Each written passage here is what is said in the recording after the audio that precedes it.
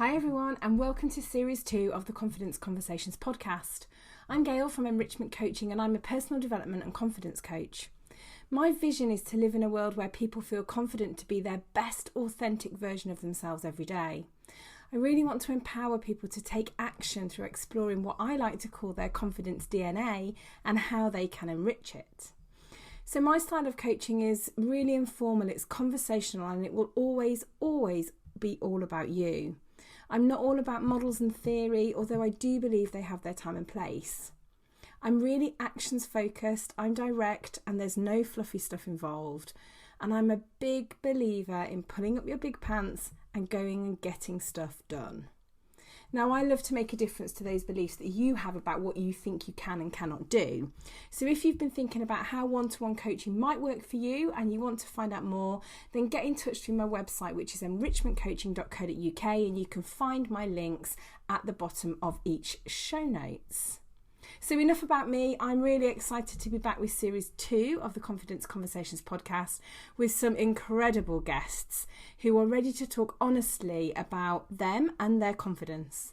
Now, for this series, rather than kind of general confidence conversations, we're going to be digging a bit deeper to understand more about the things that have an impact and the things that enrich your confidence. And remember, there's little to no editing, meaning the conversation you hear is really authentically confident. If you listen regularly, I'd love you to subscribe. And more than that, I'd love to hear what you think. So feel free to get in touch. So go on and listen to the latest episode.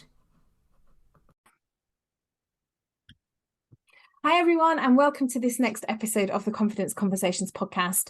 And today I'm delighted to welcome Sheryl Andrews from Step by Step Listening, also known as the Listening Detective. Welcome to the podcast. Thank you for having me.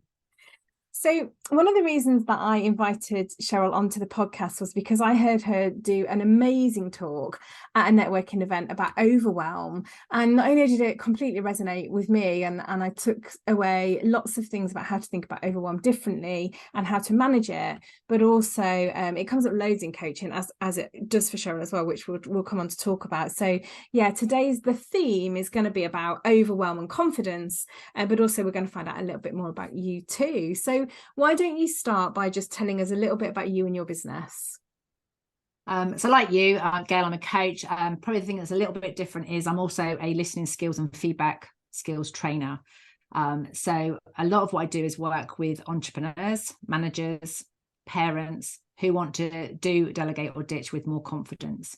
And so some of that is about coaching and getting clarity of what you want, and then looking at what's the series of action you have to take. But sometimes it's also about skill development, actually learning how to listen to yourself, chat with the purpose of actually hearing what you're saying, hearing what you're thinking, hearing what you're feeling, and being able to listen to the people that you have now got to work and learn or live with. Because I would say most of the coaching has been really successful for me are people who you can ask them what they want, they get clear what they want, and they're really highly motivated and they take action. And then that is great. They're really great. But the people that get stuck is when it's not just down to me. I have to have my husband's buy-in, or I need to have the team's buy-in, or I'm going to have to stop working with those kinds of clients, and I've got to be okay with letting those clients down or not doing that. They have to go through all that sort of turmoil of what the changes, get the impact of the change.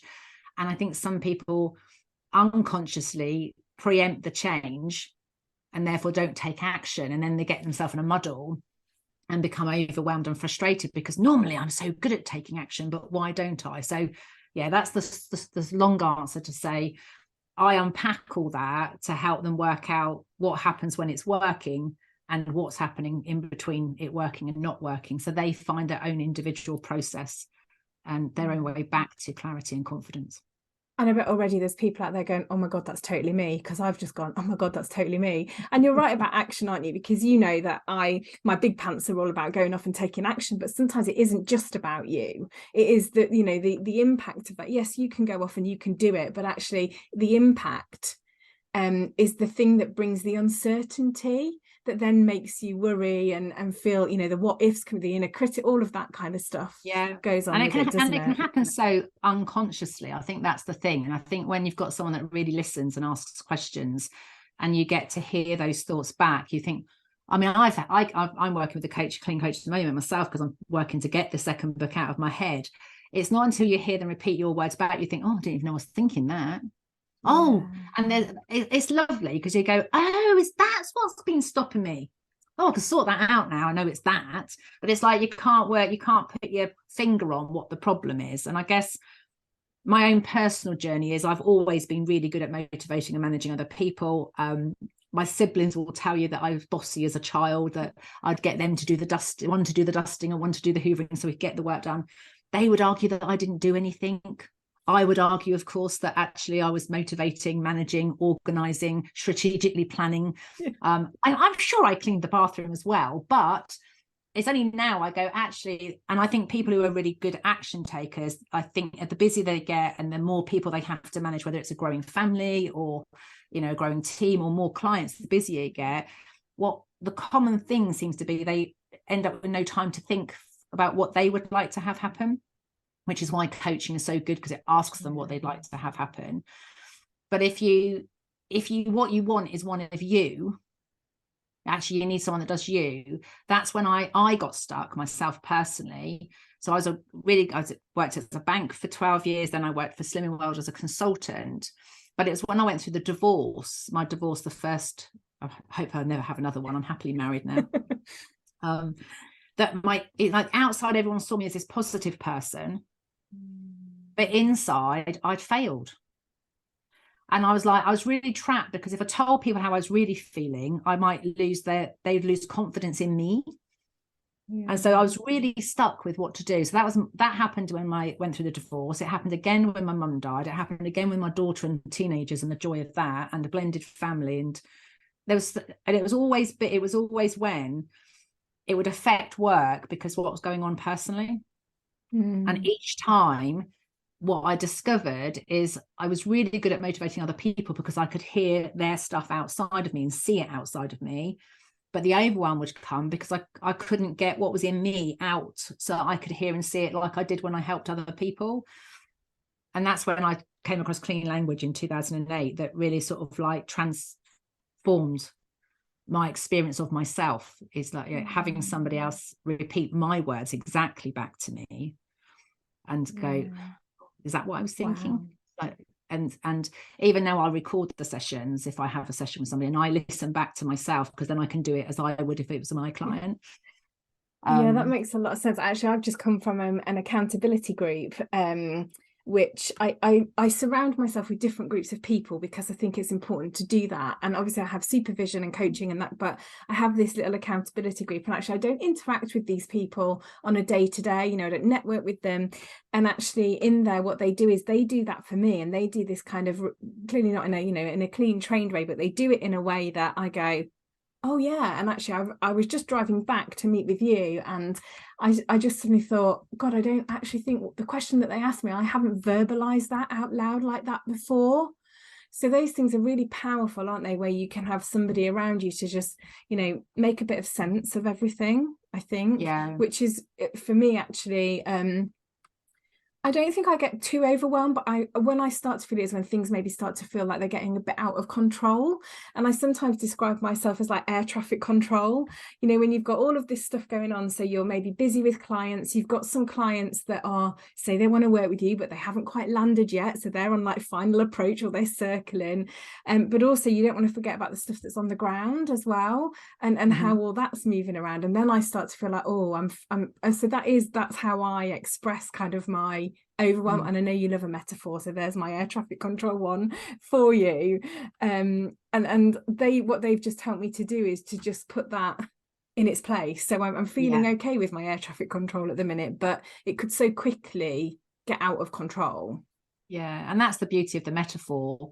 And not everybody thinks in metaphors. So I think the other thing to remember is sometimes, you know, clean language as a process, we'd ask you the question, overwhelm for you is like what? And so you've got, it sounds like the traffic control is what it's like when it's working, but there's also a moment when that doesn't work, where there's too many flights coming in, or there's, and you're up here looking up here and you don't look down and see what's on the ground. So something goes on. So when you've got a metaphor, the lovely thing about it is the brain thinks in pictures. And we get to include all the senses. So as humans, we're hearing and seeing and feeling stuff and sensing stuff, but language often is quite limited to express our experience. So a metaphor helps you to encapsulate a lot more senses without having to think about that too much.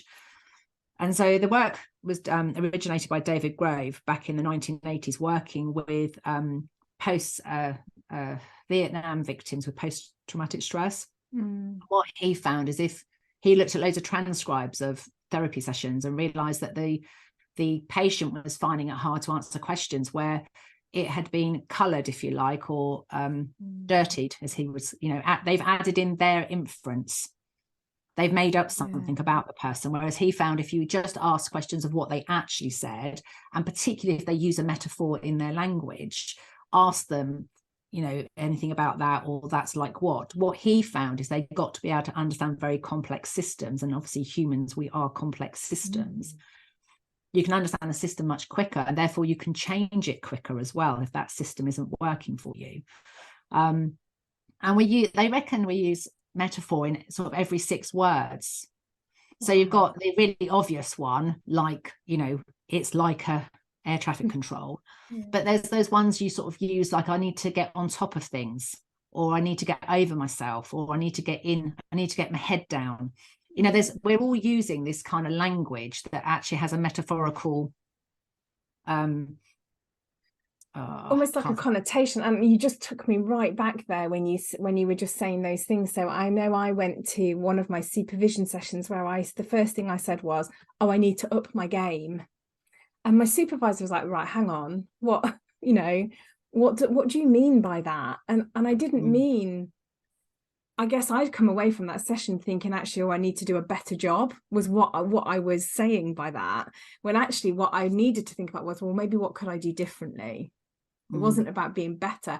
I think there's something around, I'm going completely off topic here, but it's interesting because I think there's something about how we're conditioned to be the best, be the top, be there. So things like that, saying, I want to be the top, I want to be the best, I need to up my game, I need to be on top of things, probably comes from how we're conditioned and what we see around us and the things that we take in, that then probably all lead to overwhelm. And I think, and we've got to be careful that just because that's our inference, that we don't assume that other people mean the same, because up my game, I could, I'm not sure how your supervisor asked it, but if I said to you in a clean thing, so when you up your game, that's up your game like what, or what kind of up, or what kind of game, actually you probably would have found there's a lot of, actually, I want to refine how I ask questions, or what I think about asking questions of. And actually that's your definition of up your game. And it could be that it was coming from an assumption or an inference that what you were doing already wasn't good enough. And I guess, and that's one of the binds of humans, isn't it? When you talk about overwhelm and confidence and all that stuff, is we've got to have enough solid foundation, enough confidence that who we are right now is okay, in order to grow and change.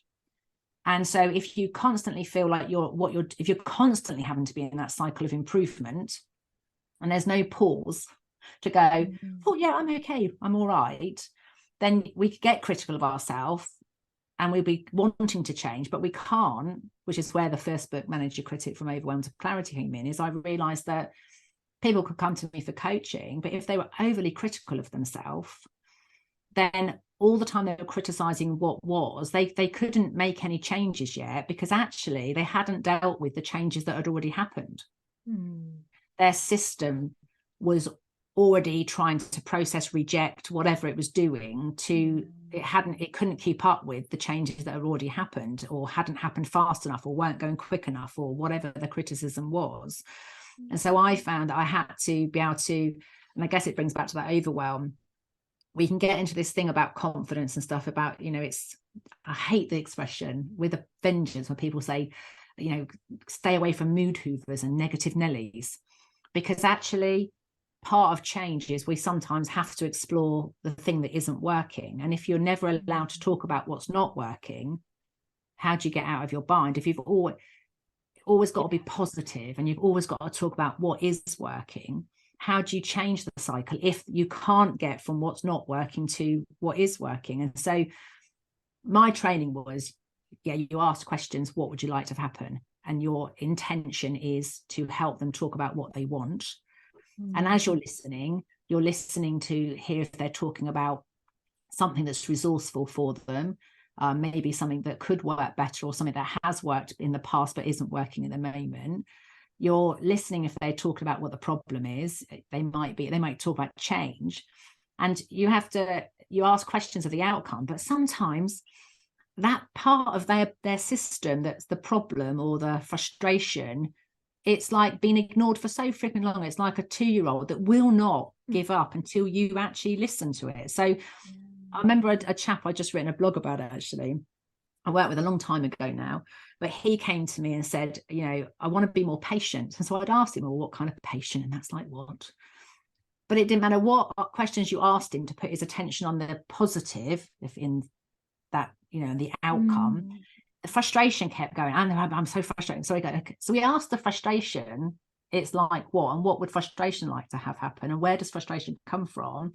And that's where the answer was. Yeah, God, it's so interesting, isn't it? Your point around mood hoovers and Nellies is really interesting, because there is an element of that. There's an element for me around the environment and who you surround yourself with and kind of where you get your energy from, which is a little bit different. But also for me, it links to this whole piece around go and try. But actually, if you're trying and all you're doing is the same thing over and over again, you're not going to see a result, because you almost need a bit of feedback to go, yeah, you tried that, but that didn't quite work. So what can you do differently? So for me, that word try, I think it's Yoda, isn't it, in Star Wars, that says, do or do not. There is no try. And there is a try, but actually stop and reflect and think about why, and what's going wrong for you. I think another word that I know that the whole, I'm not really necessarily I'm not even going to mention that, but the whole thing. Go on, you've said it now.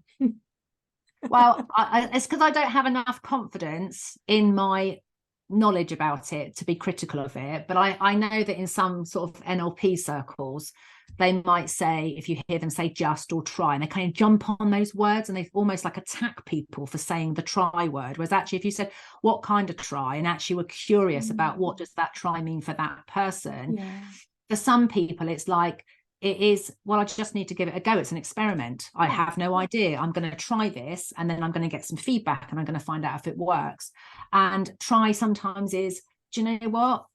I don't think I've got the confidence to convict to it yet. So actually what happens before I can actually do it is I need to build confidence. And so it's this judgment of languages. We as humans are pattern spotting mechanisms, and there will be generalizations, and there will be things that you can say, oh, that's curious. If someone says I've just got to do it or try, I will say what kind of. But it's not about assuming that it's a bad thing or a good or bad or right or wrong, because actually for that individual, that's their language and it makes sense of their world. And when we come in, even if we ask a question or we pull a face or we make some judgment of it, then we've instantly made them not okay to be them. Yeah, totally. Yeah, I totally hear that.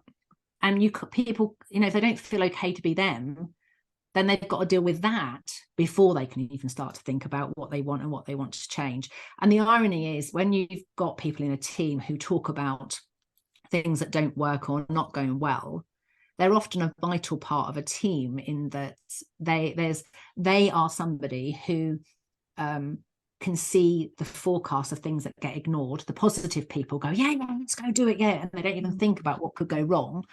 But actually, these people are hardwired to think about what could go wrong, and they can't help themselves but mention it. And actually, we forget to listen to them because we put them in there being negative, or they're poo-pooing an idea.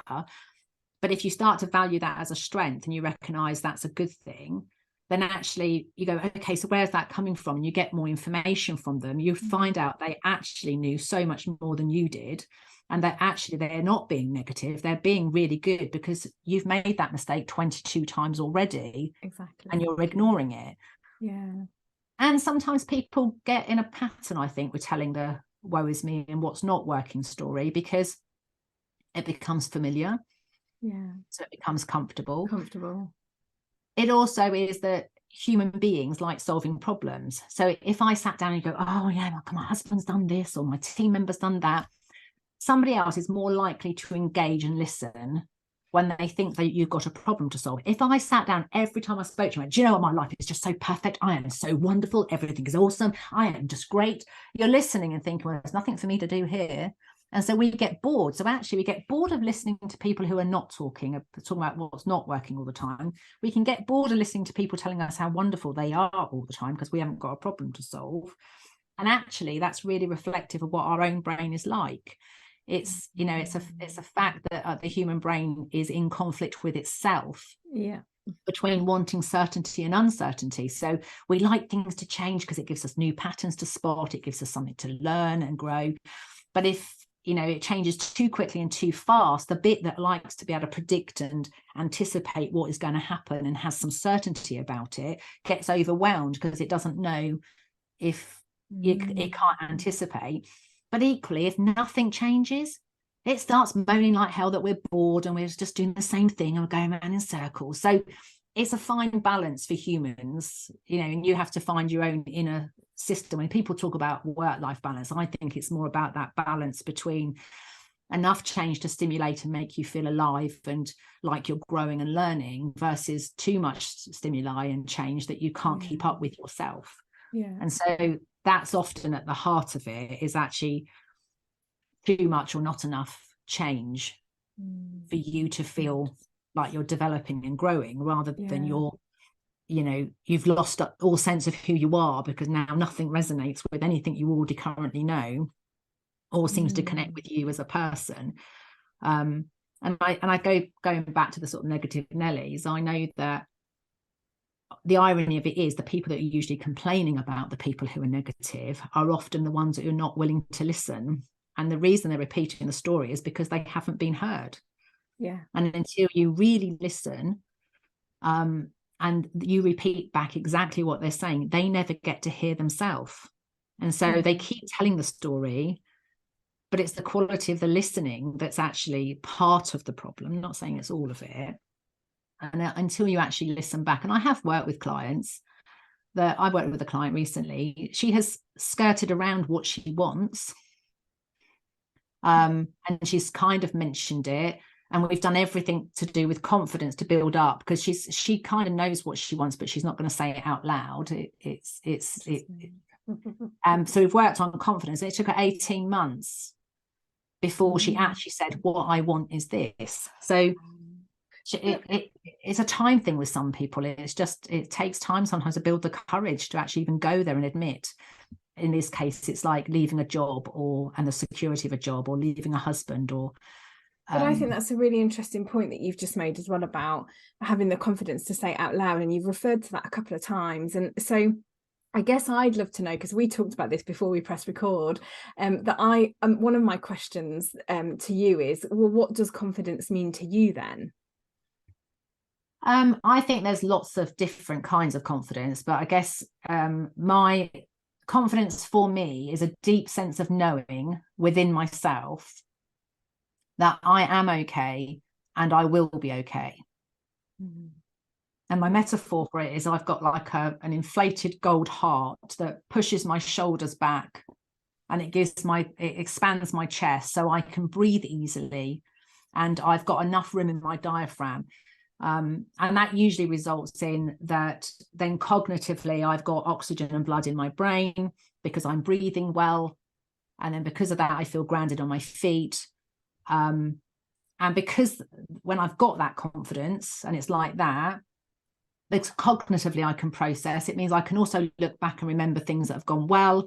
I can remember things that I've done okay. I can remember my strengths. I can remember progress. But I can also look forward and anticipate what might happen. And I was one of those that always saw the silver lining and saw the potential and was very resourceful. And I wasn't very good at asking what could go wrong and actually having a strategy for that. And it's learning to actually be around people who ask those questions. My husband's will be, when I first set the business up, he was always the one that goes, well, how will you get the money back on that then? I'm like, don't ask me those questions. Don't ask questions like that. I don't know the answer to that one. And I used to think, I'd make up all sorts of feedback to him that he was being not very helpful, or he's being negative and he's not being very supportive. But actually what I realized over time is when I'm really confident, I just see it as a question that I can look to answer. And so I guess the meaning of confidence is that deep knowing that you are okay. Yeah, and I love your metaphor about the big gold heart, and I guess which leads me into the question is, so when that's not quite inflated as much as you like and your confidence is impacted, how do you then manage that? Well, I think because it's really interesting because I've been writing book number 2 since I published the first one in 2016, and there was a moment where I really lost confidence with that, and I've had to work. And I'd forgotten that I had a confidence model. So that was the interesting thing. So I developed this heart resource as a, confidence views, like what it came from, this heart thing, probably 2012. And I'd completely forgotten I even had that as an inner resource. And so I think the first thing is, for me, and when I work with clients, I will find if they're saying, oh, I'm lacking confidence, or I used to be really confident, and I'll just go, so when you used to be really confident, what kind of confident is that? And actually, so I think the first resource is always, for me, is put attention on, that's like what for you, or what kind of is it? Where is it? Does it have a shape or size? And David Grove said, the like what and does it have a shape or size? They do kind of lead towards encouraging people to find a metaphor for it. So that isn't clean because it has an intention, but that's because we know it's so blooming wonderful if you get a metaphor for something. But equally, even if you haven't got a metaphor, if you've got some language and you can locate it, like, where it is it inside or outside? And so what helps me is, because what I do know is I know that I will change my body. So I will I will even sort of just wrap up in stuff and like be curled up. So when my shoulders come in, that's now an early warning sign for me that something is just not necessarily that I've lost confidence, but something is, I call it nurturing the negative niggles. So there's a negative niggle going on that I haven't quite either pinpointed what it is, why I feel a bit unsettled, or something's not quite right. And so I often will just take a moment to ask myself, what would I like to have happen and what is working? Because it's usually, or if there's a niggle, I might just, where's that niggle coming from? And for me, it's often, and I think it's happening more with the sort of age of information and social media and all the stuff that's out there. You can read a post, you can read an email, have a conversation with your partner, work with a client, and you get to the end of the day and there's all these like one person, for example, some conversations I've had this week about, they're really sort of like, you shouldn't make do, you need to earn more, strive more, blah blah blah. And I'm like, it's really kind of thrown my belief system in a whirlwind, because I'm like, I'm so proud of being able to make do. I'm really resourceful. I'm really good. The best recipes I ever make is when I have leftover surprise and I have to make some out of the freezer. They're the ones that are always the most, I don't know, exciting. Maybe it's because I just don't know what's coming. I just have to do it. That's where I get the thrill from. But it was that kind of like, oh, well, I thought making do was a really good thing, and they're seeing making do as not a good thing. And so that can play in my mind then, because I've got a model of what I think is okay, and then I get presented with a model that's not the same as it, and it makes me question my model. And so that's when I can get a bit of and I have to just be curious about it. And then ultimately I go through a 3-step process. Given that they think that and I think this, what would I like to have happen? And until I actually ask myself what I want, I can either just say, well, that's an interesting perspective, and I can let them have it and own my own, or I can say, try it on for size and go, actually, if I try it on, making do is, you're putting up with something and you're going without something. Okay, so if that were true, then what happens? And I can play with what would the process be if I change that belief or change that story or that narrative. And then I choose whether to change it or not. And I can update it. And so I guess this heart is that at the heart of it all is curiosity. And to maintain it, ultimately, I have sort of 3 C's. Is, curiosity is that, oh, that's interesting, being fascinated, there's a bit of a niggle, or I don't like that, what they've just said, or that's made me think differently. I think it's being chat with purpose. And that's remembering that when we're chatting, sometimes we're chatting because we have experienced something and we felt something, and we just need to express that. It's really, do you know, really paid off with that. That's really annoyed me.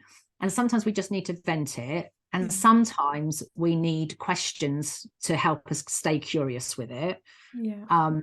And sometimes we have to go through a healing process, and we might need to tell that story several times.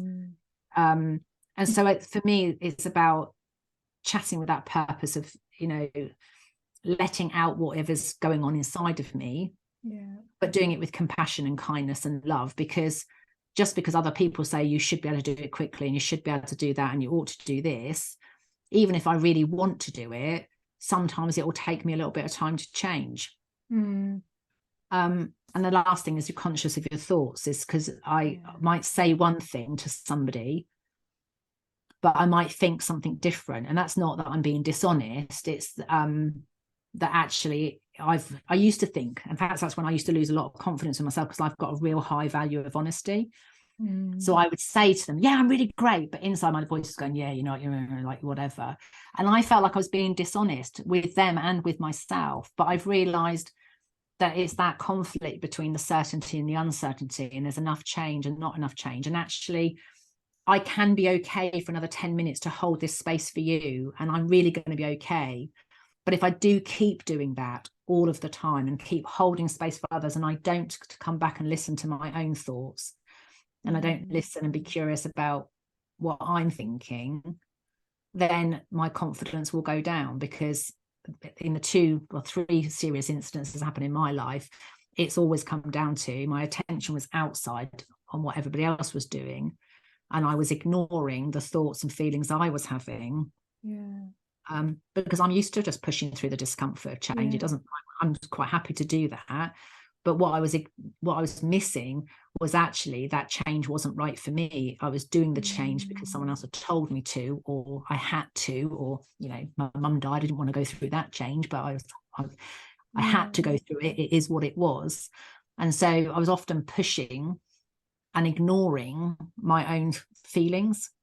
Yeah, it's so important to listen to yourself, isn't it? And I love those 3 points around curiosity, chat with purpose, and your point about venting as well. I know sometimes I have to do that, and I have to do that with different people, not necessarily venting, but kind of chatting with purpose to kind of get their views. And this isn't looking for them to agree with me necessarily. I'm thinking back to something specific that happened a while ago, but to give a really honest view of what happened, so that I can just hear their kind of immediate thoughts. And sometimes you have to do that with different people, so that you can then come back and then ask questions about yourself and that again. And you're right to then be conscious of what you're thinking and how you're processing it.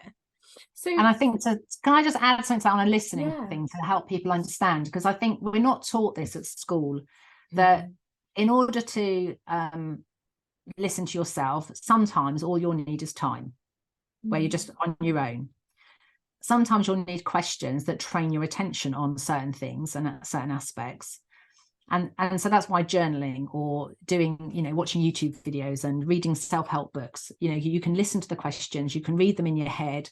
And sometimes you actually need to physically hear the question or hear your thoughts outside of your system in order for your system to resonate with it. Which is why when we tell the stories to people, depending on what facial expression they give us, what question they ask, what that is giving our system some feedback. And what we're often doing is, if someone's really agrees with you, but actually it's not really the right thing, your system will reject them really liking everything you've just said. I mean, you've ever said to them, it's really good idea, when someone's really enthusiastic about it more than you are, you're like, yeah, I'm not so sure this is such a good idea now. So it's like we forget that feedback is part of how we hear ourselves. And I think the challenge we've got with the age of information and the unlimited access to learning and making decisions you can listen to thousands and thousands and thousands and thousands of things, and that person will say that word that resonates with your system, somebody else will say it, and you're kind of like searching in a needle in a haystack trying to hear the word. Whereas if you worked with a clean facilitator and you just gave them your words and they repeated it straight back to you, you'd get there a darn sight quicker.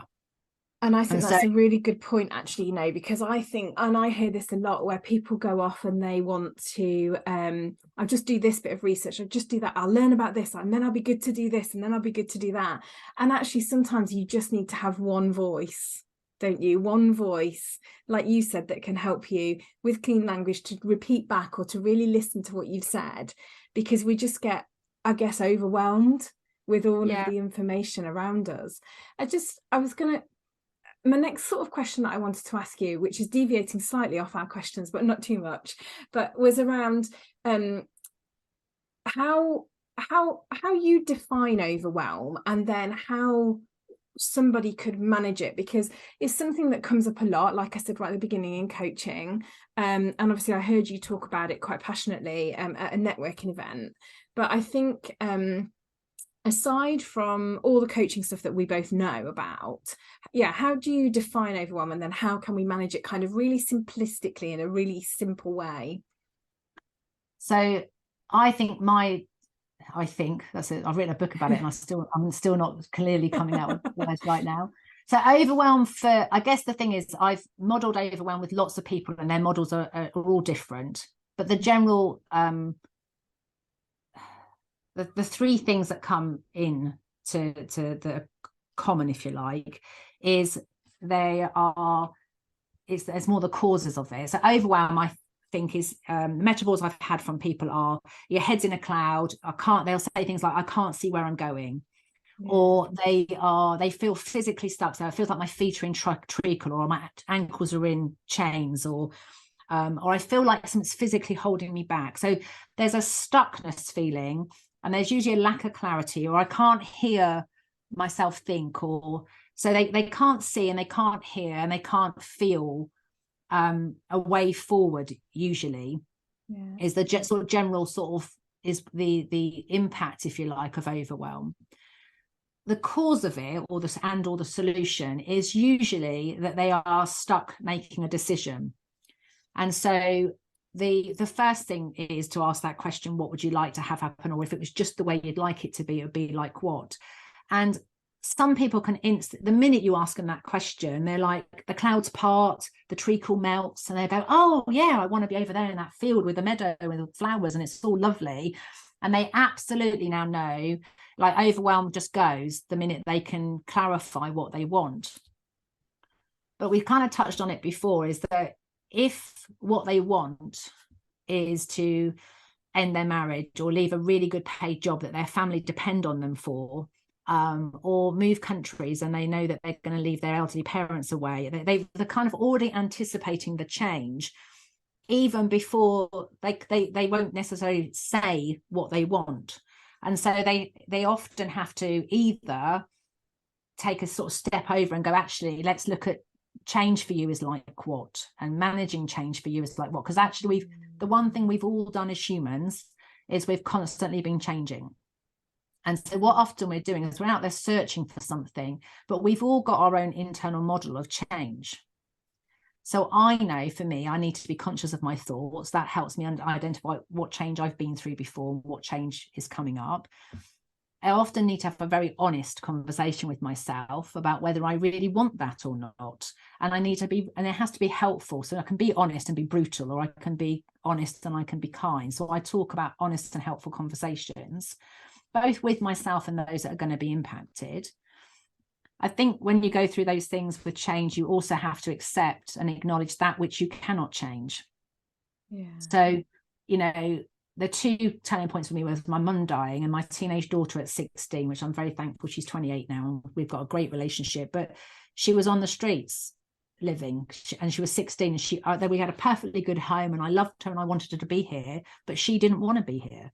And so there was a whole load of stuff that went on there. So I had to accept and acknowledge that which I couldn't change. So I could have kept fighting, and I would have stayed in overwhelm if I kept wanting to get her to come home. Well, actually, I couldn't have that. So then I worked on, I need to know she's safe and she's supported. Yeah. So that's where I have to let go of what I want, what I really, really, really want, as the song might say. Yeah, it's like I can't have that one. So it's like, accept what you can't have.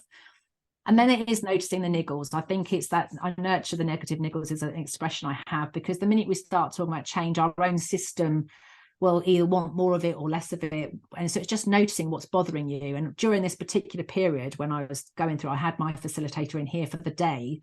And I had, I think it was 8 flip chart papers down the hallway, and there was Post-it, and everything was niggling me. Oh, because she hasn't got this, and she hasn't done that, and I haven't done this. And I just had to get all these niggles out. Yeah. And then go through them one by one. And ironically, the weird thing for me was I had actually solved most of them, but they were sort of whirring in my head as unmade decisions, but actually I'd already decided. So once I got them out and looked at them, I could then ditch them. I ended up with just one sheet of paper of things I had to get on and decide what I was going to do and when I was going to do them. So I think it's being aware of those negative niggles, and not being afraid to talk about the stuff that isn't working, because sometimes you put so much energy into. So for example, with my daughter, a part of it, I needed to grieve, and I hope they've no tears come up now, that I hadn't been the parent I wanted to be. Yeah. That was a fact of it. And when my mum died, I hadn't been the daughter I'd like to have been, but I didn't know until I knew better. And so when I knew better, I do better. But there was still that part that needed to be grieved, and it needed to be able to let go of who I wished I'd been, and then accept who I am, and then decide who I want to become, and then go on that journey. So I think we forget that the negatives have often got wisdom, and we shouldn't label things as good or bad or right or wrong. And we try and, even I see it with parents all the time now, sort of trying to get their kids to be happy. I said, well, maybe just be with them when they're unhappy, and be okay with them being unhappy, because you know what? School is pants sometimes. The SAT system and the education system is pants sometimes. So do you know what? It's tough. So why not just be with them when they're having a bad moment, and let them be having a bad moment, rather than trying to make them happy or get them to move on. And I think one of the things for Overwhelm is that there's often so much going on, is that we're trying to be happy when actually the reality is we're sad. We're not. Yeah. And it is sad. And I think a lot of that comes back to what we were saying earlier about, the things that we consume that are around us on social. And because we know everybody lives out their best life on social media, right? They don't put, or mostly they tend not to put, when they're finding it really hard. Some people do, and that's fine. But generally, we're looking at people who are living out their best lives on social. And then we have this internal comparison that then affects our confidence and makes us feel overwhelmed. Yeah. You've given some really great tips there, but if you had to kind of narrow those down and be really specific into like 2 or 3 top tips, that's when somebody has got that feeling of overwhelm, which again for everybody is going to be really different, what could they do, like in the moment? The first thing is to remember to breathe. Yeah. Because as silly, when we're stressed, we tend to hold our breath. And when we're in overwhelm, your brain is like, can't see where you're going to go, so it can't predict that you're going to be okay. You will shorten your breath, you'll do shallow breath. So the first thing would be, like me, put my shoulders back and actually take a deep breath. But also while we're doing that, we're also reducing the oxygen in the neocortex part of the brain, which is where we can do our problem solving. So deep breaths. And if you have to physically move, maybe put your arms up and down, or even bend over and touch your toes, anything you can do to get oxygen and blood back to your brain. Then, because when you are overwhelmed, you have no cognitive capacity sometimes to solve the problem. But if you know that walking or moving or just anything to get the blood pumping back to your head, that would be the first thing. Right.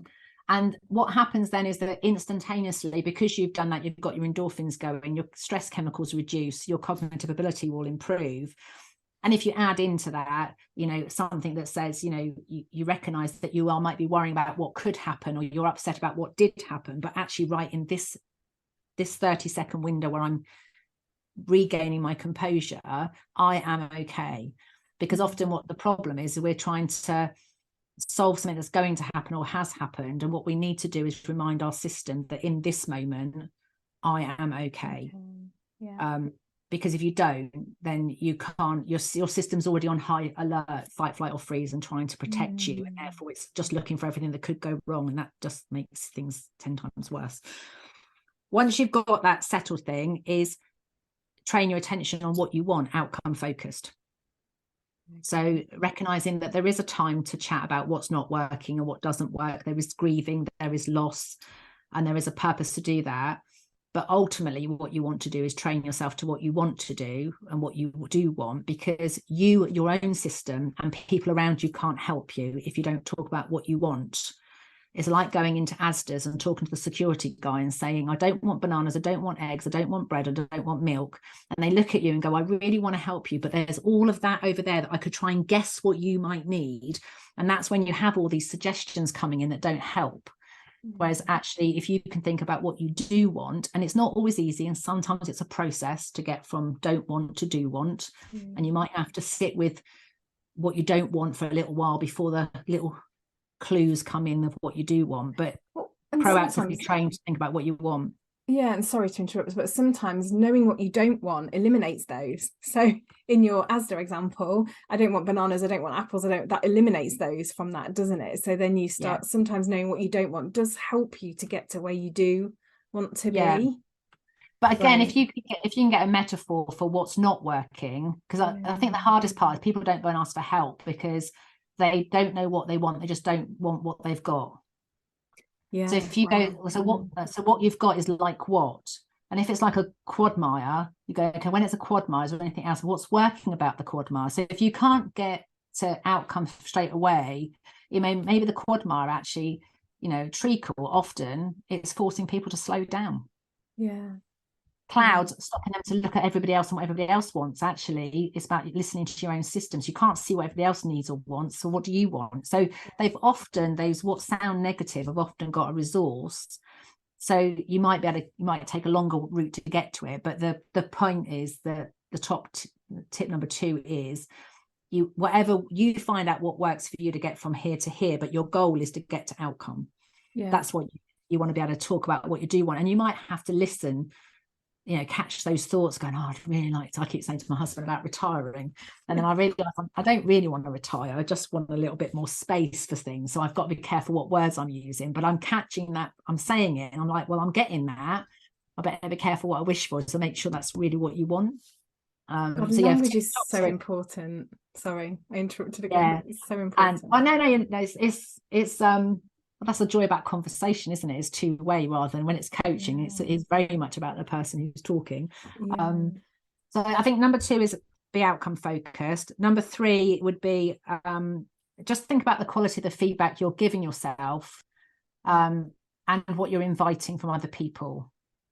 Because again, if we're going around going, oh, I'm really useless at this and I'm not very good at that, people might then go, yeah, but you've done this, or they do whatever, or they might not correct you, and then you think, oh, they also think that. So you end up in this bind where you almost a self-perpetuating cycle where you're just collecting loads of evidence of what's not working. So to keep that state, I would say there's 3 things that you need to. 1, focus on what's working, what's not working, and what could work better with equal opportunity. So if you're going to spend 15 minutes moaning about what doesn't work, you then spend 15 minutes talking about what does work, and 15 minutes talking about what could work better, so that you keep your system in equal balance with what is working and what's not working and what could work better. Because otherwise we collect up too much data on one side, and of course your system will get stressed because it'll think you're not safe. And you can even break that down a bit further, where you can go, what am I actually hearing and seeing?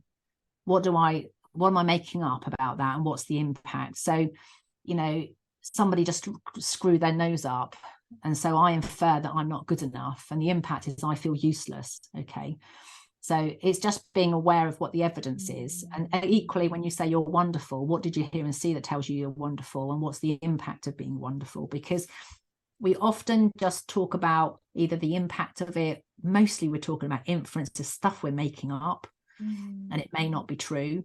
So the more you can get back to, that's where the detective part comes in, is you get back to the evidence. What do you factually say? I was coaching on the other day, and she said, oh, they've been told to be wary of me or something. And I said, and what did you hear and see that tells you that they've told you to be wary of you? And she said, oh, it's just the body language. So she'd made up from this body language that this manager had been told to be wary of her. And that's all her inference. And the impact is she feels defensive now with this person. So the more you become aware of your feedback you're giving yourself, the lovely thing is the inference part is your story, it's your narrative, it's how you make sense of the world.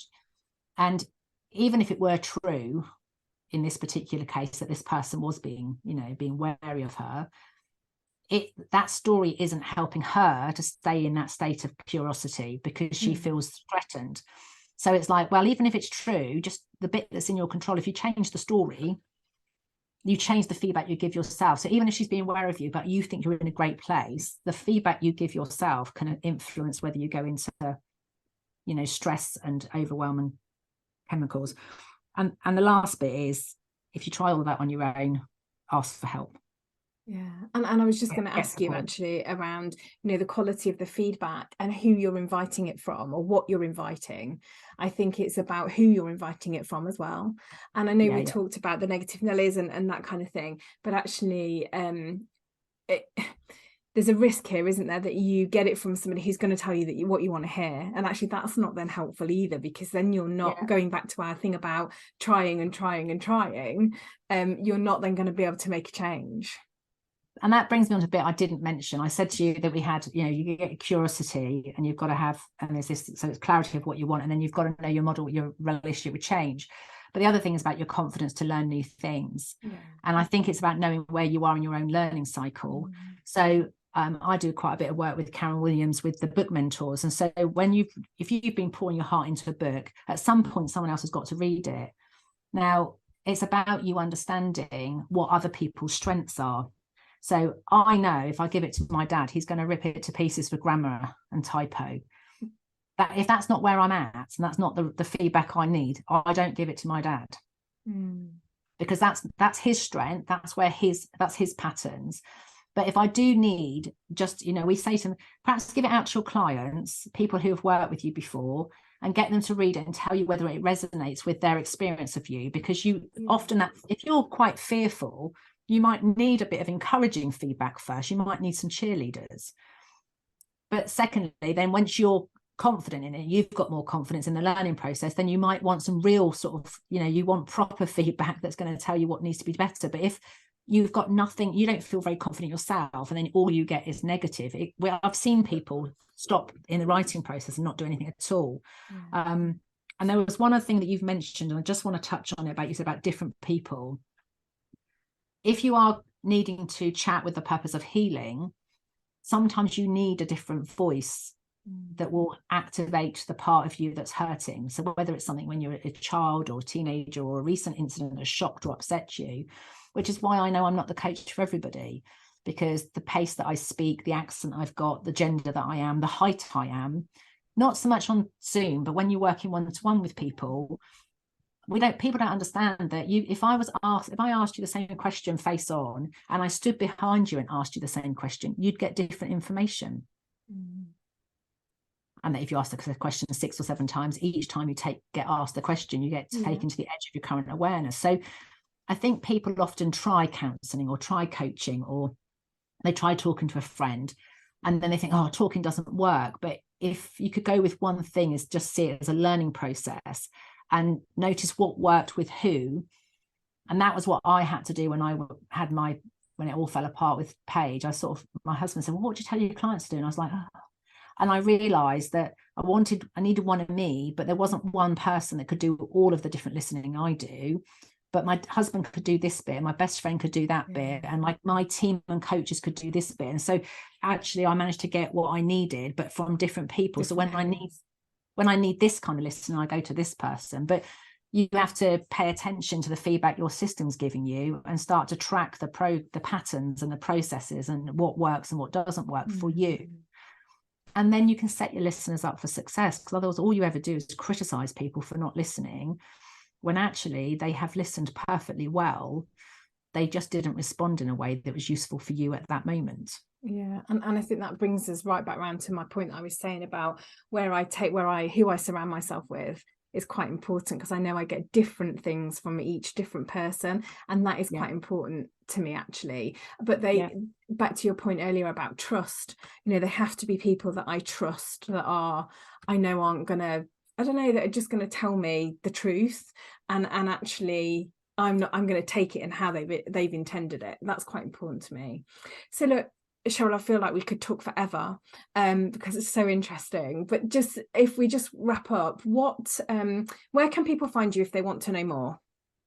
So my company is called Step by Step Listening, and the website is stepbysteplistening.com. Or find me at Sheryl Andrews or Step by Step Listening business page on LinkedIn. That's where I'm most prolific. I am around on Facebook. I really don't do Twitter or Instagram. I'm there, but I never answer anything. So if you really need to get hold of me, LinkedIn or my website is the best way to get hold of me. And the landline is 01329 286648. Just give me a call. And we'll pop all of that in the show notes. So look, thank you so much for coming on the podcast. It's been so interesting. And I'm sure the listeners will find that too. So yeah, thank you so much for your time. Thank you for listening. Thank you for inviting me to talk. And to the listeners, thank you for listening, and join us next time on the Confidence Conversations podcast.